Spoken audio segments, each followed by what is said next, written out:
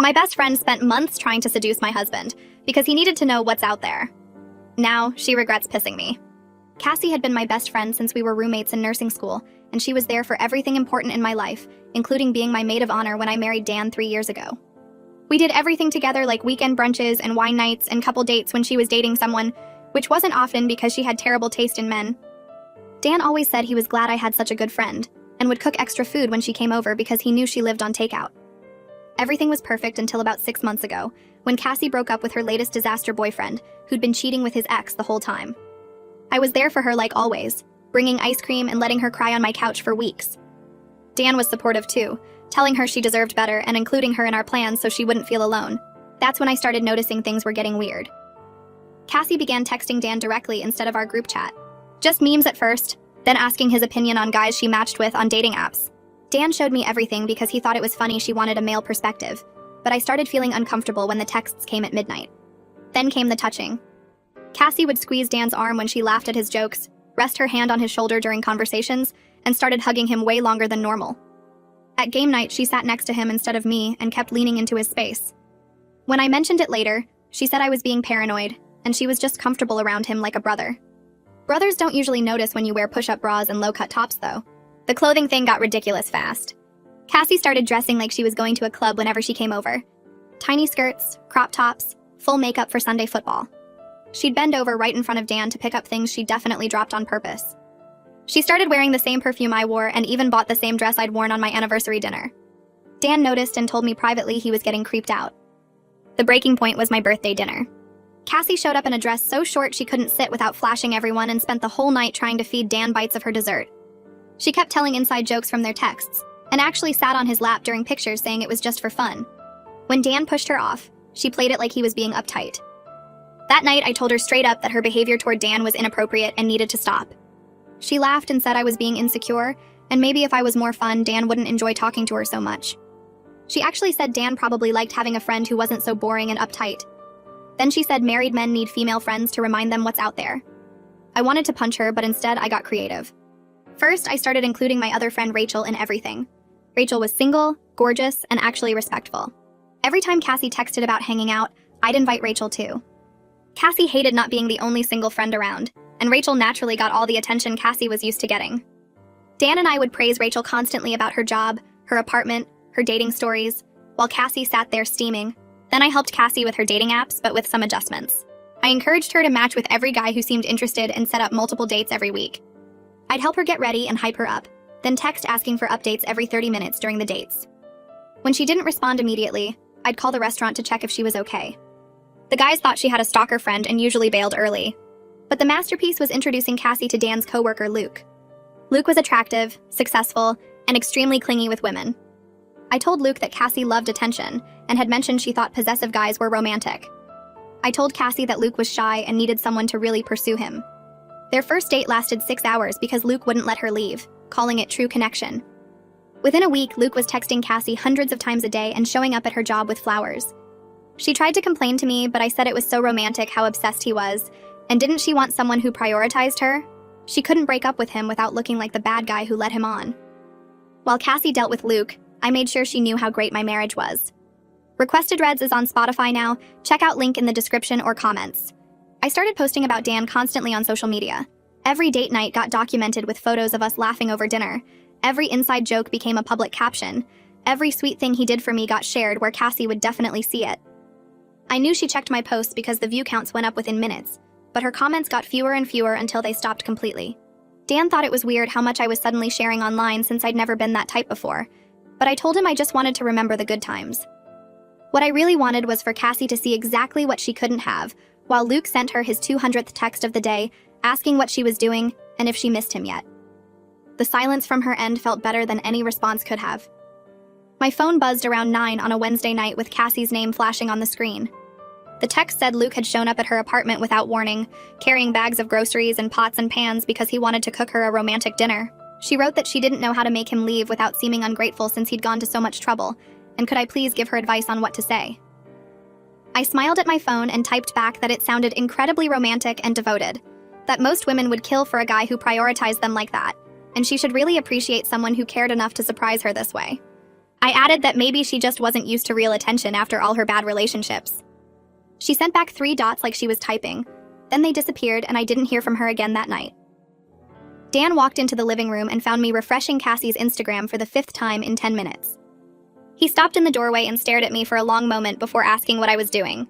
I clicked my phone off fast and said I was just checking in on my friend to make sure she was okay.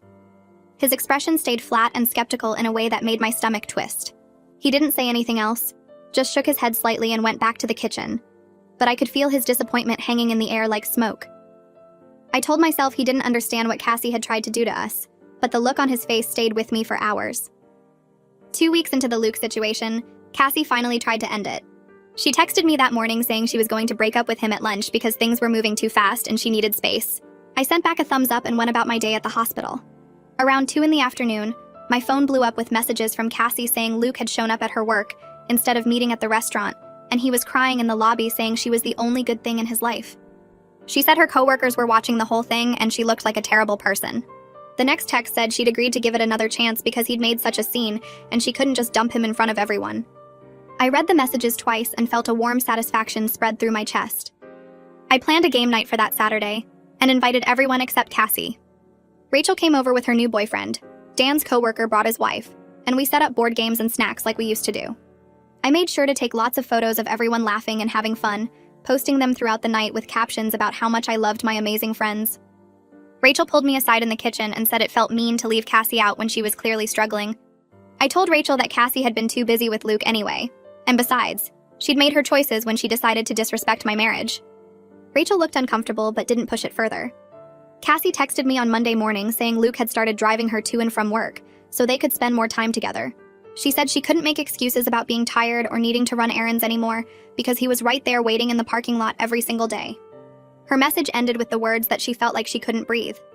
I waited an hour before responding, then sent back a long text about how relationships require compromise, and maybe she just wasn't used to someone being so attentive after all her flaky exes.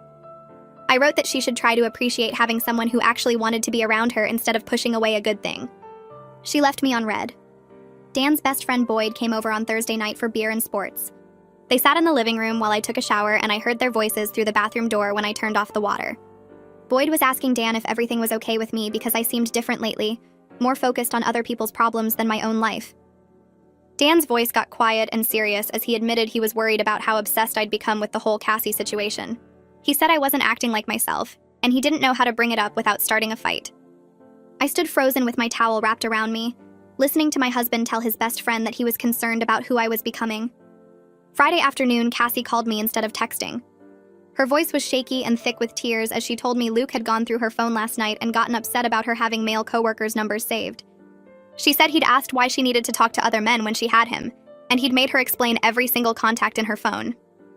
I could hear the fear under her words, the way she was asking me if this was normal relationship stuff, or if she should be worried. Part of me knew I should tell her to run, but the other part remembered her sitting on Dan's lap at my birthday dinner. I told her Luke was probably just insecure from past relationships, and she should be patient with him while he learned to trust her. She thanked me quietly and hung up. I felt satisfied. My coworker Fairchild caught me in the break room on Monday and mentioned she'd seen me and Dan at that Italian place downtown on Saturday night. She asked if it was weird running into Cassie and Luke there since they'd been sitting just a few tables over. I felt my face get hot as I realized Dan had definitely noticed where we were eating, had probably figured out I'd chosen that specific restaurant because I knew Cassie and Luke would be there. Fairchild kept talking about how cute Dan and I looked together, compared to how tense Cassie's table seemed, and I mumbled something about needing to get back to work. Dan didn't say anything about it that night, but he watched me differently, like he was trying to figure out who I really was. 3 weeks into dating Luke, Cassie texted me a screenshot of a message from him saying he loved her. She wrote that when she didn't say it back right away, he'd gotten really quiet and weird for the past few days. She asked if she was being unreasonable for not feeling the same way yet, if something was wrong with her for not knowing after such a short time. I could have told her that 3 weeks was way too fast and his reaction was manipulative, but instead I typed back that some people just know faster than others, and maybe she should think about why she was so scared of commitment. I added that after all her failed relationships, maybe her instincts about love weren't that reliable anyway. She didn't respond for hours, and when she finally did, it was just a simple okay. That Tuesday night, Dan made spaghetti with his homemade sauce, and we ate at the kitchen table like normal. He asked about my shift at the hospital, and I told him about the patient in room 304 who kept pulling out his IV. We cleared the dishes together, and I was rinsing plates when Dan turned off the water and stood there looking at me. He said we needed to talk about Cassie and what I'd been doing. I felt my stomach drop, but I kept my face blank and said I didn't know what he meant. Dan's jaw tightened, and he said he'd been watching me for weeks now, watching me post constantly about us, watching me check my phone every 5 minutes to see if Cassie had responded, watching me plan things specifically to make her feel bad. He said this wasn't like me, and he was uncomfortable with how far I was taking everything. I put down the plate and turned to face him fully, feeling heat rise in my chest. I told him Cassie deserved everything she was getting after what she'd tried to do to our marriage, after she sat on his lap at my birthday dinner and told me married men needed to know what was out there.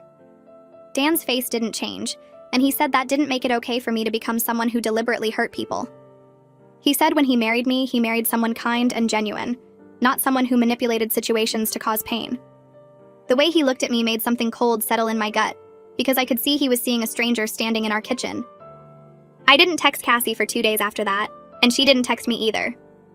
On Wednesday, I sent her a funny meme about bad hospital patients, and she left me on red. Thursday morning, I sent her a photo of a dress I was thinking about buying and asked her opinion. Red receipt showed she'd seen it, but no response came through. By Thursday night, I was checking my phone every 10 minutes, scrolling back through our message history to see if I'd missed something. This wasn't how it was supposed to work. She was supposed to be miserable and reaching out to me, not ignoring me completely. Friday afternoon, my phone finally buzzed with her name, and I grabbed it so fast I almost dropped it. Her message said Luke needed a lot of her attention right now, and she'd catch up with me later, maybe next week sometime. I stared at those words, feeling panic instead of victory, because I was losing control of the whole situation. Saturday morning, I drove to Cassie's apartment without calling first. I knocked 3 times before she opened the door, and when she did, I barely recognized her. She'd lost weight and had dark circles under her eyes, and her hair was pulled back in a messy bun. She looked surprised to see me, but stepped back to let me in. Luke was sitting on her couch with his arms stretched across the back cushions like he owned the place. He glanced at me but didn't smile or say hello, just turned his attention back to the TV. Cassie gestured toward the other chair, and I sat down, trying to catch her eye. I asked how she was doing, and she opened her mouth to answer, but Luke cut in saying they were doing great, spending lots of quality time together. Cassie's smile looked forced, and I noticed how she kept her body angled toward Luke like she was monitoring his reactions. I tried asking about her work, and Luke interrupted again to say she'd been so busy lately, that's why she hadn't been responding to people. The way he said people made it clear he meant me specifically. Every time Cassie started to speak, Luke would add something or correct her or finish her sentence. I watched this pattern repeat 4 times in 10 minutes, and realized the monster I'd created was so much worse than I'd intended. Cassie stood up and asked if I wanted some water. I said yes, even though I wasn't thirsty, because I wanted to see if she'd go to the kitchen alone. She did, and Luke immediately got up to follow her. I heard their voices in the other room, and Luke's tone was tight and controlled. He was asking who I was and why I was really there. Cassie's voice sounded nervous as she explained I was her best friend from nursing school. Luke said he thought he was her best friend now. The way he said it made chills run down my spine because there was possession in those words, not affection. Cassie tried to laugh it off, saying people could have multiple friends, but Luke kept pushing, asking why she needed other friends when she had him. I heard her say something about female friendships being different, and Luke went quiet in a way that felt dangerous. They came back into the living room, and Cassie handed me the water with shaking hands. I stayed for 15 more minutes watching Luke touch her arm and her shoulder and her knee, watching her flinch slightly each time but paced on a smile. When I said I needed to go, Luke didn't get up or say goodbye, just kept his eyes on the TV like I'd already stopped existing. I sat in my car in Cassie's parking lot for 20 minutes with my hands gripping the steering wheel. My heart was pounding, and I felt genuinely scared for her safety instead of smugly satisfied about my revenge working. Luke's behavior had crossed from annoying into controlling, and I'd set this whole thing in motion by telling him Cassie liked possessive guys. I'd painted a target on her back and handed him the ammunition, the way he'd followed her into the kitchen, the way he'd monitored every word she said, the way he'd talked about being her best friend like he was replacing everyone else in her life. This wasn't just clingy anymore. This was dangerous. I started my car and drove home with my stomach churning because I'd wanted Cassie to suffer, but not like this. Not with someone who might actually hurt her. Dan was reading in bed when I got home around midnight. I stood in the doorway staring at my phone screen showing Cassie's last message. Dan put down his book and asked what was wrong. The words came out before I could stop them. I told him I'd manipulated Luke into pursuing Cassie by telling him she liked possessive guys. I told him I'd encouraged Cassie to pursue Luke by saying he was shy. I told him I'd set the whole thing up as revenge, and now I was worried Luke might actually be dangerous. Dan's face went through 3 distinct expressions. First shock with his eyes widening, then disappointment with his mouth pulling down at the corners. then anger with his jaw clenching tight. He didn't say anything for a long moment, and then he got up and walked past me into the hallway. I heard the guest room door close and the lock click into place. Morning light came through the bedroom window, and I hadn't slept at all.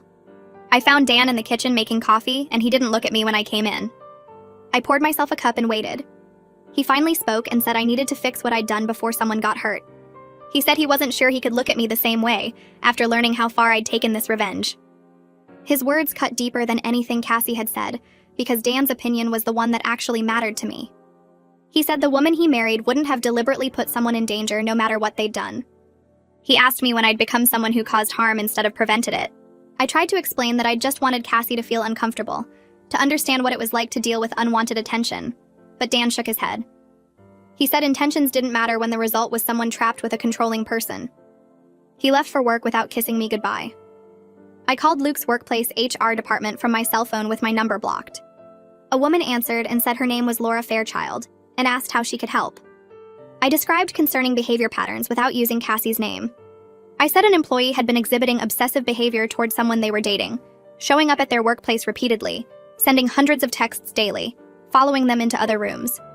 Laura asked for the employee's name, and I gave her Luke's full name and department. She said they'd look into it and asked if I wanted to leave my contact information. I said no, and hung up. I knew it wasn't enough to actually separate them since they were dating outside work, and HR couldn't control what happened in their personal lives. My phone buzzed Tuesday afternoon with a photo from Cassie. The image showed a massive flower arrangement on her desk at work, roses and lilies and orchids arranged in an expensive vase. The card was visible in the photo and read, "I can't imagine life without you," in Luke's handwriting. Below the photo, Cassie had typed that she was scared to break up with him now. I stared at those words, feeling the full weight of what I'd done. This wasn't inconvenience anymore. This was actual fear. I'd wanted revenge and gotten it, but the cost was watching my best friend since nursing school become trapped with someone I'd deliberately aimed at her. Thursday morning, I texted Cassie asking to meet for coffee without telling Luke. She agreed, and we met at the place near the hospital where we used to go after our shifts. She looked even more tired than she had on Saturday, and her hands shook slightly when she picked up her cup. I asked her directly how things were going with Luke. She stared into her coffee and admitted she'd been trying to end things for weeks, but he always talked her out of it or made her feel guilty. She said every time she brought up breaking up, he'd cry and say she was the only good thing in his life. She said he'd started talking about moving in together and meeting each other's families, and she didn't know how to make it stop. She looked at me with desperate eyes and asked how she'd gotten here, how she'd ended up trapped with someone after only a few weeks of dating. I wanted to tell her the truth about my role, but the words stuck in my throat because saying them out loud would mean admitting what I'd become. I sat there frozen, unable to form the words that would tell her how I'd destroyed her life on purpose. Dan came home from work that evening and found me still at the kitchen table staring at my phone. He asked what was wrong, and I showed him the text from Cassie about being scared of Luke. His face went hard in a way I'd never seen before, and he sat down across from me. "We needed to fix this right now," he said. "Not tomorrow or next week, but tonight." He pulled out his laptop and started searching for resources about leaving controlling relationships, while I sat there feeling like the worst person alive. We found websites about safety planning and organizations that helped people escape unhealthy situations. Dan made a list of steps Cassie would need to take and asked me to call her right then. I dialed her number with shaking hands and asked if she could come over without telling Luke where she was going. She arrived 20 minutes later, looking over her shoulder as she walked up our driveway. Dan made coffee while I tried to figure out how to start this conversation.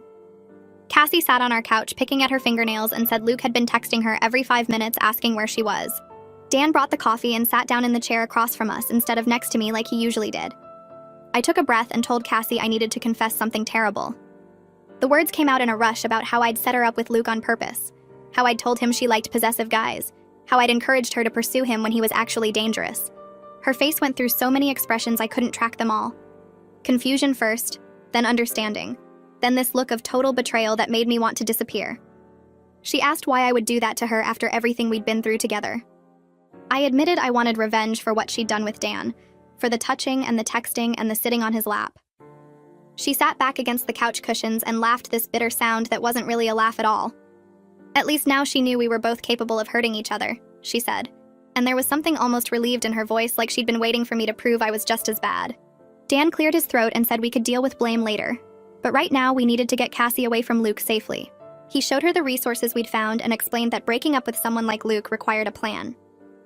Cassie looked at the laptop screen and started crying, real tears that made her mascara run down her cheeks.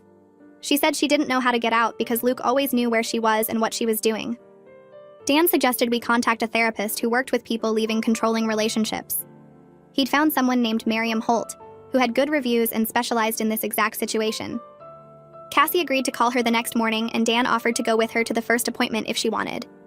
I felt like an observer in my own living room watching my husband be the person I should have been. The next day, Cassie met with Miriam and came back to our house afterward to tell us what happened. Miriam had taken her seriously right away and started working on a safety plan. She would see Cassie twice a week and help her prepare for the breakup. The plan included having people present when it happened, blocking all of Luke's contact information immediately after, and documenting everything in case she needed a restraining order. Cassie looked scared, but also determined in a way I hadn't seen since nursing school when we'd studied for our licensing exams together. Over the next 2 weeks, Miriam helped Cassie practice what she would say and prepare for Luke's likely reactions. Dan and I agreed to be at a nearby table during the breakup for safety. Cassie chose a busy restaurant downtown where there would be lots of witnesses. The night came faster than I wanted it to. We got there early and sat at a table where we could see Cassie's booth but weren't obvious. Luke arrived first, and I watched him check his phone repeatedly while he waited. Cassie walked in 10 minutes later, and I could see her hands shaking from across the restaurant. They ordered drinks, and Cassie started talking. I couldn't hear the words, but I could see Luke's face change from confused to upset to angry. His voice got louder, and people at nearby tables started looking over. Cassie stood up to leave, and Luke grabbed her wrist. Dan was out of his seat before I could move. He walked over and told Luke to let go of Cassie's arm. Luke released her, but started crying these loud sobs that made everyone stare. He was saying things about how Cassie was his whole life, and he couldn't live without her. The restaurant manager came over and asked if everything was okay. Cassie said she was leaving, and Luke needed to stay away from her. Luke tried to follow her out, and the manager blocked his path while calling for other staff members. They ended up having to physically escort Luke out through the kitchen entrance while he shouted Cassie's name.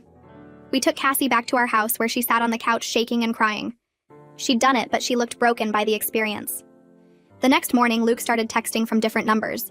Cassie blocked each one as they appeared, but they kept coming. He sent emails and tried to contact her through social media, and even created fake accounts to get around her blocks. Miriam told her to save everything and document every attempt at contact. Luke showed up at Cassie's work 3 days later with flowers and a letter. Her boss had to threaten to call the police before he left. Miriam helped Cassie file for a restraining order, and we went with her to the courthouse. The legal process took weeks of paperwork and waiting for court dates. Luke contested the order, and Cassie had to stand in front of a judge and explain why she was afraid of him. She brought all the texts and emails and documented visits. The judge granted the temporary order and set a hearing date for the permanent one. Luke violated the order twice before the hearing, once by showing up at Cassie's apartment building, and once by sending a letter through a friend. Each violation got added to the case file. The day of the final hearing arrived, and Cassie was so nervous she threw up in the courthouse bathroom. Dan and I sat behind her in the courtroom while she testified about Luke's behavior. Luke's lawyer tried to make it sound like she'd led him on and then changed her mind. The judge cut him off and said the evidence was clear. The permanent restraining order was approved. Cassie walked out of the courthouse and started crying again, but this time from relief. 2 months passed before Cassie and I met for coffee at the place near the hospital where we used to go after our shifts. We sat across from each other, and both of us seemed careful with our words. She asked how things were with Dan, and I said we were working on it. I asked how her therapy was going, and she said Miriam was helping her understand why she'd been vulnerable to Luke in the first place. The conversation felt stiff and awkward, like we were strangers trying to be polite. Cassie finally said she didn't know if we could be friends the way we used to be. I agreed and said maybe we could be something different eventually, but we both needed time. She nodded, and we sat in silence for a while. Before she left, she told me she was sorry for what she'd done with Dan, and she understood why I'd been angry. I told her I was sorry for setting her up with Luke, and I'd never forgive myself for putting her in danger. We hugged briefly, and it felt like saying goodbye to someone I used to know. Dan and I started couples therapy the next week. Our therapist asked us both why we were there, and I had to admit what I'd done to Cassie. Dan told the therapist he was struggling with seeing me as both the person he loved and someone who could deliberately cause harm. The therapist helped us talk through what my revenge had revealed about my character. Dan said he'd always thought of me as someone who helped people because I was a nurse, and that's what nurses do.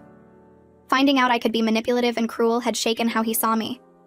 I tried to explain that I'd felt betrayed and wanted Cassie to hurt the way she'd hurt me. The therapist asked if getting revenge had made me feel better. I admitted it hadn't, and actually I felt worse than before. We went to therapy every week, and slowly Dan started to trust me again, but it wasn't the same easy trust we'd had before. 6 months later, Cassie and I texted occasionally about surface things like work and the weather. We met for coffee every few weeks and talked about safe topics.